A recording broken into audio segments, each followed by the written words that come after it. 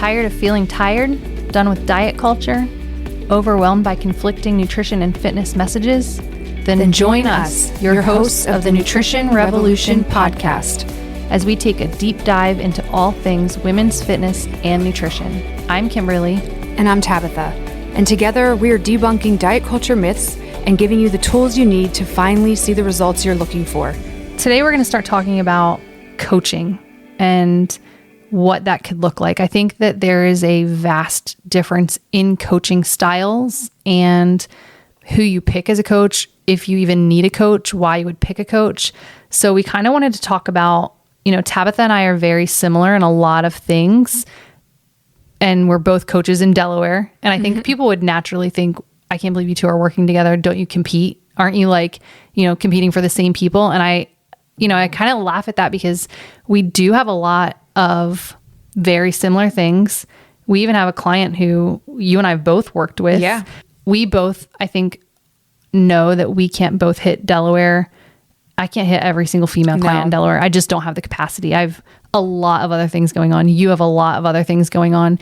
And there's plenty to go around. Yeah. The world needs more good, solid coaches. Right. Yeah. And I think that if we work together and you can find coaches who like to work together, you're going to get so much more bang for your buck because you're going to get their knowledge plus the people that hang out with their knowledge. And, so I think I always laugh at that of like, there's no competition here. It's just like, this is two women who are passionate about nutrition and fitness. Yeah, and we want to help everyone. Yeah, we want to help everyone as best we can and learn and grow from each other. Right. Yeah. Too. Yeah. So Kimberly, what would you say your food philosophy is and like your coaching style? Tell the people. Yeah. So I think this is interesting because it's kind of changed over the years. When I started, I was the paleo girl and everything was paleo and it had to be whole foods and it had to be, no processed anything. And that's how I lived. And I really kind of looked at food as healing. And this is, if you eat these things, your body's going to function well. But it is healing. So, oh yeah. Yeah. Okay. And so I live like that. But I think what happened is people saw that I lived like that. And it's what I shared on my social media. And it's what I shared. And a lot of my clients who came to me wanted to eat that way because they saw me getting rid of my health issues. So I kind of got pigeonholed into this, oh, well, I don't want to go to her because she'll make me stop eating certain things. So I had to kind of rebrand, I guess, and kind of show people that I believe you can eat different foods for your body and that nobody's body is the same body. And once I started really kind of getting in like actual nutrition certifications and taking those courses and learning more even for myself, I have opened up to eating different things that I maybe wouldn't have eaten before. And so my food philosophy is that every person has different things, different needs, different structures, different backgrounds, and they need to figure out what is working for them personally. I really like people to get blood work done and make sure that they aren't dealing with an autoimmune issue or lacking certain nutrients and certain vitamins. So a lot of my clients that I work with go to doctors and the doctors have told them, hey, you need to change and eat better for your health. And then I work a lot of times with their doctor based off of like what their doctor's saying that they need. So a lot of my clients have autoimmune disease or a lot of health issues that they need help with.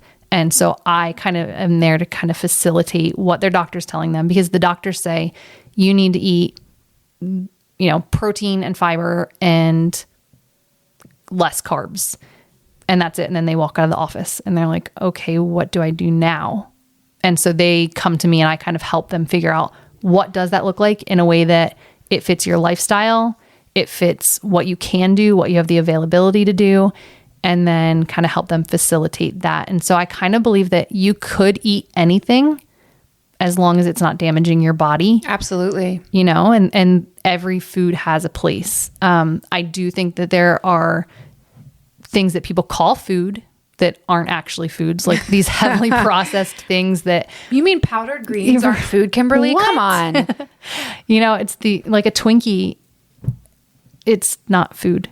There's no food in a Twinkie, right? Yeah, there's if you're enjoying nutrition it because you want to have a Twinkie, then that's different, So good food versus bad food, I don't necessarily have that, strong feeling towards anymore, but I do try to help people see that there is a difference between good foods that actually supply nutrients to your body that are helpful and healing versus foods that sometimes you just want to eat a Hershey bar because it makes you happy. Tastes so good. Yeah. So that's kind of where I am with my clients. I really kind of try to help them look at what habits can I create to help me eat better, move better, sleep better, have a better sex drive, have a better lifestyle overall that makes me happy and it's manageable. Yeah, I love it. Yeah. What does working with you look like? If I was a client and I'm coming to you, Kimberly, I have an autoimmune disease that I've just recently been diagnosed with, like celiac, what would that look like for me? Right. So the first thing I have clients do is track their food in some sort of way. I also, because of my background with eating disorders, I don't necessarily have everyone do the same exact thing. So I'm not like you have to do this, this, and this. I kind of figure out emotionally what are you available for. So if you can enter your food into a tracker without becoming obsessed about calories, then we'll start there. And I just want to see, what do you eat? What kind of data can I get from what are you currently doing right now? Are there any red flags or glaring things that are going to pop up to me that I can kind of see? And we'll kind of start there.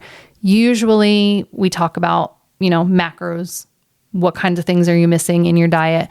So that first entry is just me watching you eat, which sounds really weird because people are like, you just want to see me eat just how I'm eating right now?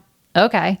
And so I just kind of watch what they eat. And then from there, we kind of build on, all right, hey, I saw that you are eating enough protein, but you're not getting in any fiber. So let's add in some fiber and see how your body feels. And then we just kind of build from there. So I'm a very habit-based coach. What can we do that you can see those signs? You can get your data. You can realize what you're missing. You set your goal. And then what sorts of things can we do to help you reach that goal? We're going to look at, are you so busy that you're not even meal prepping? Are you so busy that you don't ever pay attention to your nutrition? Or you're just not even eating? You're not eating. And then we're going to put habits into place that slow you down, that give you strategies to help you build on those things. And I always tell my clients, like, this is a process. It's going to take a long time, but it's worth it. And if you can give me 3 months, you're going to feel better. You're going to see changes. You're going to notice things and really just kind of become sustainable for yourself, that you are now a noticer of your body. So yeah, I love it. That's awesome. Yeah. How about you? What do you see? So my coaching niche, if you will, niche. How do you say it? Niche. It's like tomato. It's a niche. Yeah.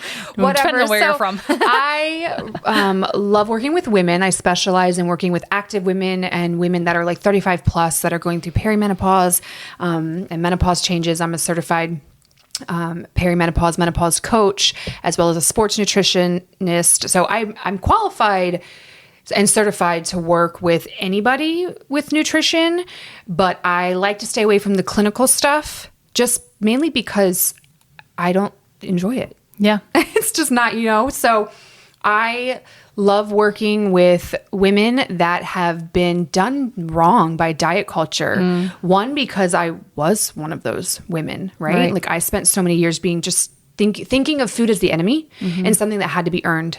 And carbs were the devil. And if you wanted to be thin or have good body composition, you had to exercise all the time and eat less, constantly watch what you eat. And consequently ended up, if you've listened to like our intro episode, you know my story. So I'm not going to like go into that more, but that's why I'm so passionate about working with that demographic. And I feel like it's mostly women in their 30s and beyond. Those of us from like 70s, 80s, and 90s that have been done so wrong by diet culture. How can I be skinny? Exactly. I focus on moderation and balance at the root of any nutritional plan. The first thing that I'm always going to make sure is that your body is getting all of the nutrients that you need and that you're taking in enough total energy, meaning calories as well. Because so many women, I would say almost all of them, when I start working with them, I'm like, you're eating what a toddler should eat. And you're terrified and convinced that if you eat more, you're going to gain weight. So I start with really taking a deeper dive into what are their current dietary habits. Like, so what are they normally eating, breakfast, lunch, and dinner? So I have like a whole protocol of doing like a food diary with them for informational purposes. And then kind of getting to know what their goals are. And then what are their pain points? Like, what are they currently struggling with? And how I can help them learn to eat real food to feel better and to reach their goals without giving up the things that they love. So similar to you, like if there's a food that you love, you can have that, right? One of the like foundational principles of my coaching is the good, better, best philosophy. So all food is good because fed is best. Right. And you're a human with a pulse. If you're alive, you need food, period, full stop. Even if that means running through a drive-through somewhere, that is going to be better than skipping meals and an opportunity to nourish your body. So all food is good, but then there are some foods that are better. Right. And there are some foods that are even best as far as what they do for your body at the cellular level, you know, all of the nutrients and how they interact to give health and vitality. So that's the foundation of my coaching, the moderation and balance, the good, better, best, also very like habits based. So what are your current nutritional habits? And then what are some healthier ones that we want to implement? And I do very much a lot of hand holding and baby steps with it. So I won't ever like totally overhaul a client's diet and lifestyle. We'll usually start with one thing, at least in the first kind of month together, and see how they do with that. Yes. And then I'm very evidence-based. So all of my coaching is deeply rooted in what is the current evidence for women. How should women eat? How should women train? What are the best strategies for helping a woman improve her body composition, have better health, all of those things. So anything that you get from me is going to be well-studied and known to be helpful for a woman. Yeah, women-specific training. Yes, exactly, women-specific. So yeah, habits-based, evidence-based, moderation and balance, the good, better, best philosophy. I always tell my clients, like, nutrition by addition is my tagline, right? Yeah. Like, what can we add to this?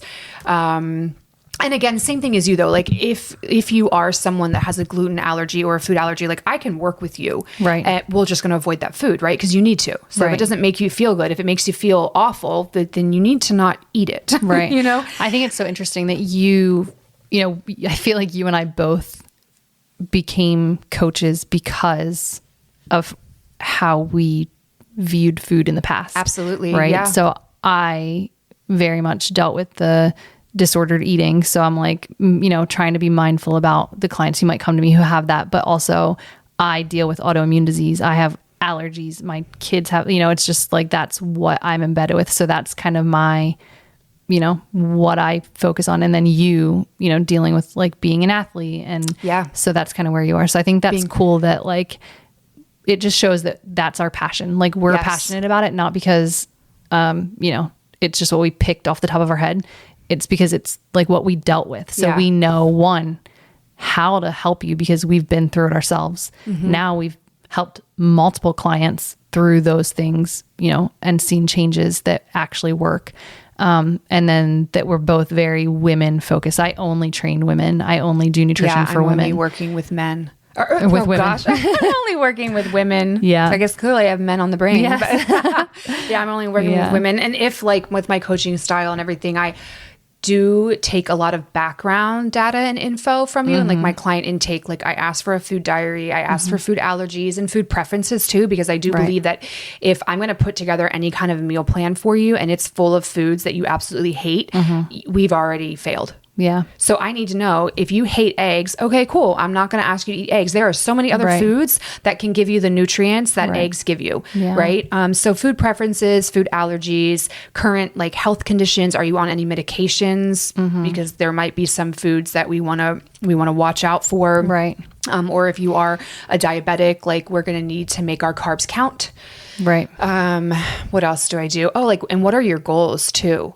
So I can tailor your program, everything, even like I have different levels of coaching, and no matter the level of coaching that you go with, you get individualized, personalized nutrition, habits and goals and advice and from me that works with you and what you need. That's perfect. And we just kind of take our time too. Nothing is like super rushed or quick. And that can feel like, I feel like if you're someone that's like, hey, Tabitha, I need to lose 10 pounds in 2 weeks. Like, I'm not your girl. That's what I always say too. Like, I'm not your person. That's not, first of all, that's so unhealthy. Right. It's going to be miserable. And it actually feeds into disordered eating. I think so we're going to pass on that. Yeah. I think we both have that mindset of, if you're going to work with us with nutrition, you're going to work with us because you want to make a lifestyle change. We're not going to do drastic overhauls. And I'm not going to do a 5-day smoothie challenge and charge you $20 to eat smoothies all day. No. Like, what? Plus these hundreds of dollars worth of supplements. Do you know what I'm saying? Yeah. That's one of my big things with nutrition. One of the reasons I quit working for gyms is it was, you sell these products too. Yes. So I started, doing nutrition a lot with local gyms, and I realized and decided to do it on my own because these people were paying for nutrition, and then they were also being told to take these supplements. And what I was noticing is that not just being told, but basically like ousted if they're not doing it. Well, but also it being presented like you actually need these to be healthy. Right. And don't get me wrong, I'm not anti-supplement. I have supplements that I take, and like there's a time and a place, but like, no, the reality is, do you know why you're taking those supplements? Do you know why you're taking them? Yeah. Do you know where they come from, where they're sourced? And then also you actually can get everything you need from real food. Right. Okay. So anyways, go ahead. Yeah. I decided that I wanted to teach people that you have to be able to eat in a way that is sustainable. And if that supplement company goes out of business, what are you going to do? Right. And so that's what I would tell them. Like, if you can't take that supplement, are you going to be able to maintain and keep this level of health that you wanted? Because this is long term. This isn't like I'm not training bodybuilders. Bodybuilders, it's, you're doing that for a year for a show. Once your show is over, you're, doing a reverse diet and then you're getting ready for your next show. That's different. But if you are doing it because you want to get healthy, you want to get strong, you want to be active with your children, and you want to improve your mindset around food. Yeah. That's a big piece too of my work. It has to be a lifestyle. So you have to be able to eat well with whole foods first before you add anything else in. And so when I'm working with people, it's let's add in those whole foods until most of our diet is whole foods. And then if you're still dealing with something and there still is something lacking, and you go to your doctor and ask for a complete blood work on all of your vitamins and, minerals and what are you actually lacking, and you see like, oh, I'm very deficient in vitamin D, then add in the vitamin D, or then add in, whatever else it is that you need. But you have to start, you can't add in vitamin D and magnesium and ashwagandha and expect that it's going to fix everything. And creatine. Right. When you're still eating a diet that doesn't fit, like when you're eating foods that aren't, if you aren't eating any protein, adding in all of those supplements isn't going to do anything. Absolutely. And if you're not eating enough total calories to support all the demands of your training and your activity levels, then you're really just throwing your money away, flushing it down the toilet. Yeah. That's the other thing too. Like, as a coach, I so very much respect and value my clients' time and resources that I feel like I am ethically obligated, morally obligated to provide you with programming that is sustainable for the rest of your life. 100%. And that is not meeting some quota bottom line for some big supplement company that doesn't give two craps about you. Right? Yeah. That makes claims about these products that they're not actually substantiated. Just so everybody knows too, I'm going to go on a little squirrel moment rant. Okay.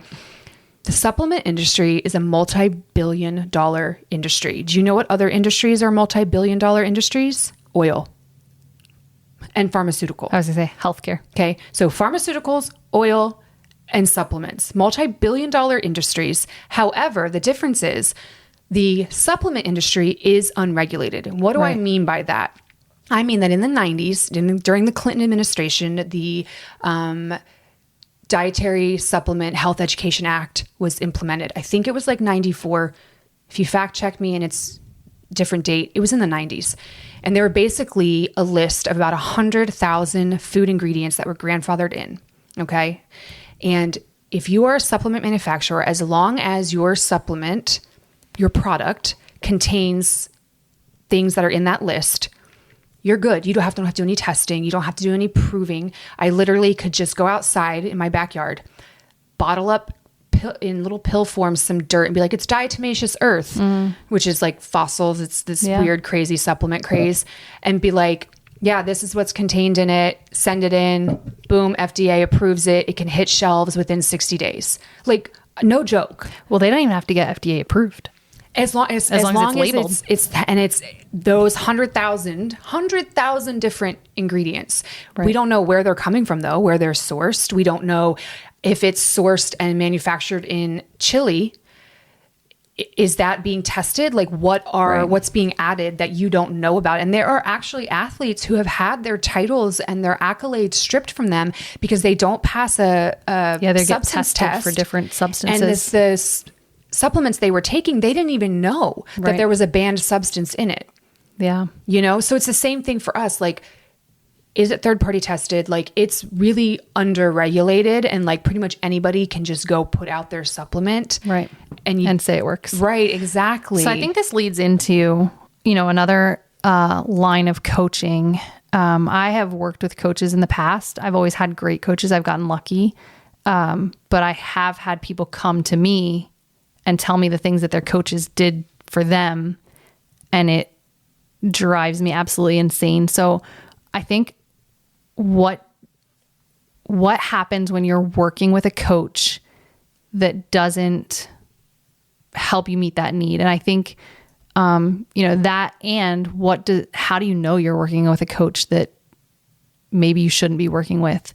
For me, it's a lot of, how do you feel with that coach? Do you feel like that coach is a safe space? Could you tell that coach something and you feel like that coach would keep that to themselves? Could you confide in them? Do you feel like when you're with that coach has your needs ahead of money making, ahead of agendas, ahead of anything else? Is that coach someone that genuinely has your best interest in mind? So keeping that at the forefront. And do you feel safe with them? Do you feel like you could do anything or tell them anything or be honest with them about how you're feeling, and them not be mad at you or not take it like personal and get like butt hurt that like, what do you mean this programming is not working for you? Like instead, like, well, let's evaluate why. What changes can we make? What, was it too much too soon for you that like at first we thought it wouldn't be, or like how, exactly. A coach who would analyze not only your stuff, but also their stuff. Absolutely. Yeah. I always try to coach with empathy with everything, because what people are going through is real to them. Right. And even if it may not be this experience that I am having or have ever had, it doesn't change the fact that that's their experience, and everybody needs to be seen and heard and valued. And at the end of the day, the root of my coaching, and I very much believe yours as well, is empathy and compassion, support, trust, and just respect and appreciation for your time and your resources. Like, everybody has limited resources. Everybody is on a budget. So the fact that you would choose me with your precious resources, I'm talking money, to help you is like an honor and a privilege. And it's not one that I take lightly at all. I'm very much invested. And I'm going to be your bestie for however long how long you let me. Like, I'm going to hold you so accountable, and we might have to have some conversations about some hard truths, but it's going to come from love and compassion. And really at the end of the day, it's just your best interests at heart. And I think that's what's important. We can get so easily caught up in like, oh my gosh, this coach has like 50 before and after photos that look amazing, but like they totally suck as far as like being supportive, or they're like, the program that they put you on is like actually not what's best for a 45-year-old perimenopausal woman. Right. And you throw all this time and money into them, but they don't ever really get to know you and what you're struggling with and what your goals are and what you need and how to best support and help you. Because at the end of the day, it is about the client. It's not about me, and it's not about how many amazing before and afters I can get. I don't even post before and afters unless my client asks me to. I do like post like reviews and like wins, but I don't do the before and afters too, because in my opinion, it's so personal to me. Like, I don't want that of me. So I always like tell people, like, if you want me to take photos, I will. Like, if you want them, we can put them in your portal. You can share them and tag me, but I'm not, I'm not that but also that's person. Not like the best indicator of health. Like, skinny does not equal health. No, and I'm all about strong over skinny, nutrition over calories. Right. Like health over anything else, and being healthy from the inside is far more important than like, oh, I dropped 8 inches in 10 weeks. Right. Like, I think that not being afraid to coach shop too. I think sometimes people are like, oh, I tried to coach once and it didn't work for me. so they must all not work. Right. And so I think, I tell my clients all the time, if I'm not the best fit for you, or you feel like you're not getting what you need from me and my style, I am not offended if you have to go find someone else, because I'm being honest, like I can't reach everyone. Yeah. And I know that. And I know I have a very specific type. There's a certain group that I like to work with, or a certain group that I just naturally, do better with. And so if you're with me and you're like, oh, I just only feel like I want to lose weight, I'm not your person. And you can go to some other gym and find some other coach who is a weight loss specialist. Like that's a different field for me.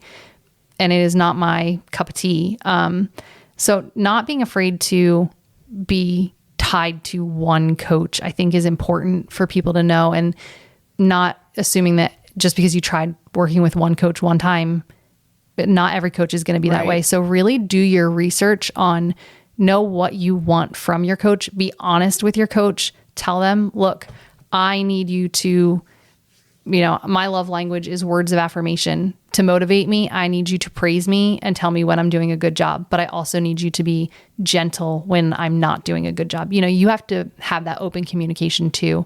So, being honest and knowing what you want before you hire someone, I think is important. And don't be afraid to ask your coach really in-depth questions, like in the exploring each other phase, like getting to know each other phase. Like I ask my potential clients when they reach out, I ask them a lot of questions about their current health, their current goals, their current lifestyle. And then I'm always like, what questions do you have for me? Like, what do you want to know? Like, I really want them to know what my coaching style is like, what my philosophy is like, and what they can expect.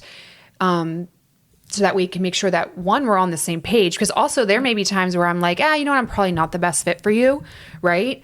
But I love it when a potential client is asking me lots of questions about my programming and what working together would look like, because I feel like if they do end up signing on, that they are fully informed and they know what to expect, and that's also what they're looking for. And so it's going to be most likely a good fit. Yeah. The more data, the better. Yeah. So takeaways, don't be afraid to ask your coach questions about their programming and what working with them looks like, all the questions.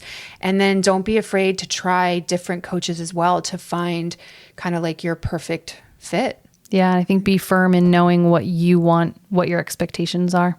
Yeah. All right. Hopefully this was helpful. Yeah. Thanks for spending your time with us. If you found this podcast helpful, we would love for you to share it with your friends and family. And don't forget to subscribe on your podcast platform. If you have nutrition or fitness questions you want answered on future episodes, we would love to hear from you. You can submit these questions to our email, thenutritionrevolutionpodcast@gmail.com, and follow us on Instagram @thenutritionrevolutionpodcast.